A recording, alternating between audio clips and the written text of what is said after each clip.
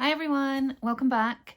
I wanted today to do a quick flip through of the only deck that I have received so far, or brought into my home so far in 2021. We're in April at the time of filming this, nearly the end of April, it's basically May. And this is the only deck that I have acquired for various reasons that I've discussed in my catch-up video, sort of. This deck, I didn't buy this deck. I'm just going to put that out there. I didn't buy this deck. This deck was gifted to me. So Janet, one of the creators, is in another group on Facebook, that I'm on. I don't know, another group that compared to what, I don't know. But we're in the same group on Facebook. It's a completely non-tarot related group. It's about something else. We happened to get chatting. I happened to mention that I remembered that I recognised her as the creator of Coffee Tarot, which is the deck, and that I remembered when the deck was being created and watching it being created, and how it was a deck that I've always wanted to bring into my collection, but just, haven't really got around to. And Janet offered to send me a deck, and I just paid for the cost of shipping because she's in the US and I'm in the UK. So that's how I ended up with this deck. It's one that I love. I have always, like I say, I watched it being created. I always had an intention that I wanted it to be part of my collection because I'm a coffee geek. So I'm really, really grateful that I got a chance to have it at such a reduced cost. And it's not one that I see talked about all that much or shown off all that much. So I thought I would just do a very quick, flip through the cards so you can have a look at it. I don't really have anything to say about the cards. It is literally just look at this deck, isn't it pretty kind of video. And it also came in this beautiful coffee bag, its own little bag, and then the guidebook is a digital guidebook that she sent me the link for. So it's the Grande edition. So first of all, the one thing I do want to say is some of the majors have different names. The minors, this is not one thing, this is three things.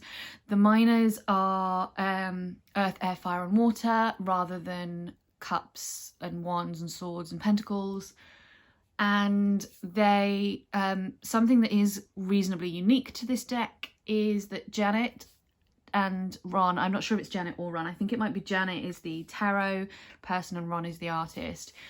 Janet doesn't like significators as such, and so what she has done is created these 4 additional cards for you to use as your significator cards. So you have one for fire, one for air, one for water, and then one for earth.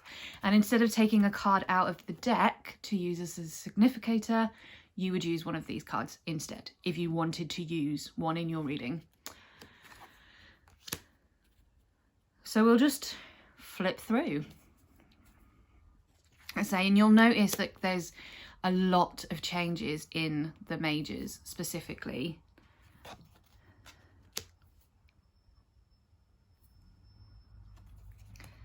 I have to admit I shuffled the deck, and then when I wanted to put it back in order for this video, I had to go through the guidebook and figure out where some of the cards went in the majors because I wasn't sure, and I haven't really gone through the guidebook yet, so that's something I'm really interested in doing.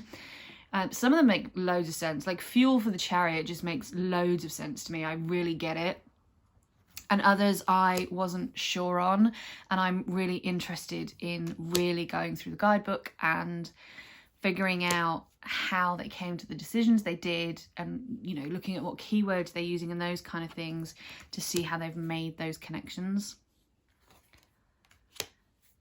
They're big, they are big cards. Like I don't have particularly big hands, but they are very big cards, but I think they're very art heavy, right?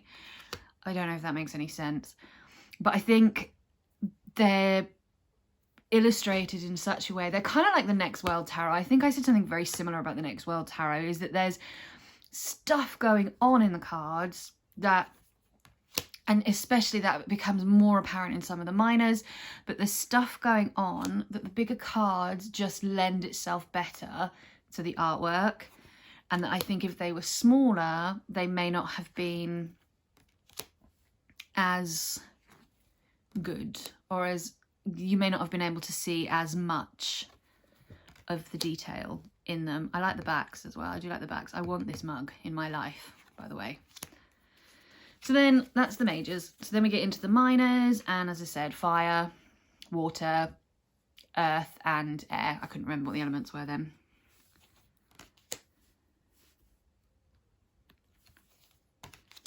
So you see, like here, like this is a proper piece of art. There's stuff going on.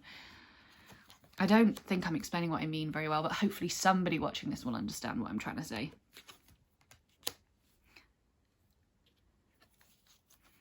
I love this card, it's so cute.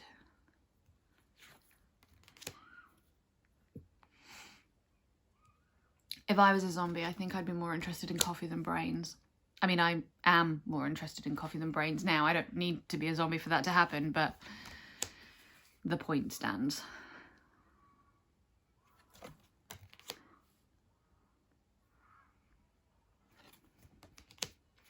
And then with the quartz, each one is a different cup with an image on it.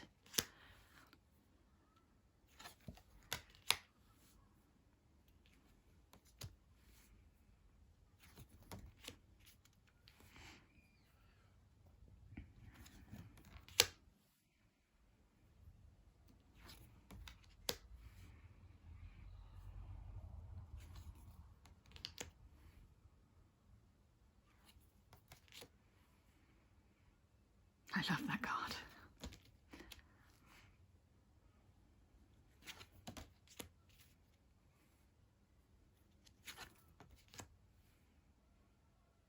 I also really like this one with the pardon on the thing, you know, the gate's open, he's free to go, and he just is still trapped inside his cell. Global coffee shortage. That would give me nightmares. A global coffee shortage would give me nightmares. I'm not gonna lie.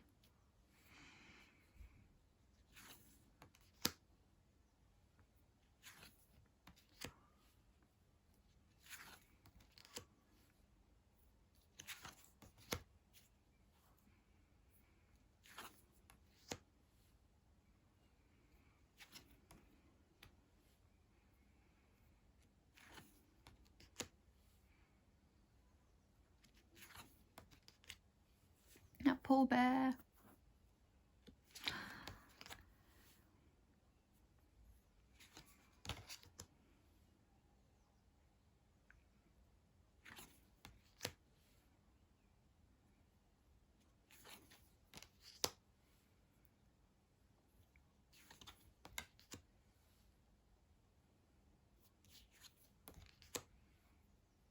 So it's actually the same cup and the same image on the quartz, and then in the background you've just got the element which matches up with the significator cards from the beginning,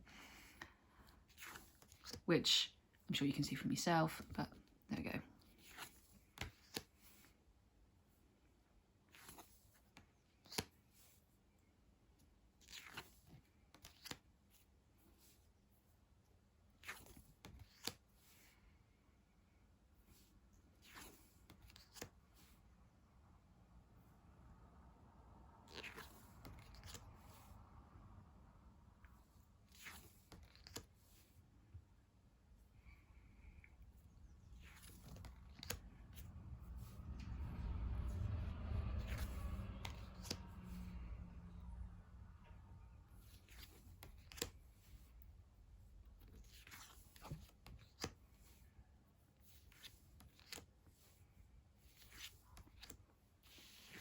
So there you go, not really a first impressions or a review or anything, just a very quick look at the cards. I may come back once I've worked with the deck and talk about it a bit more about how it reads and how I got on with it and that kind of stuff.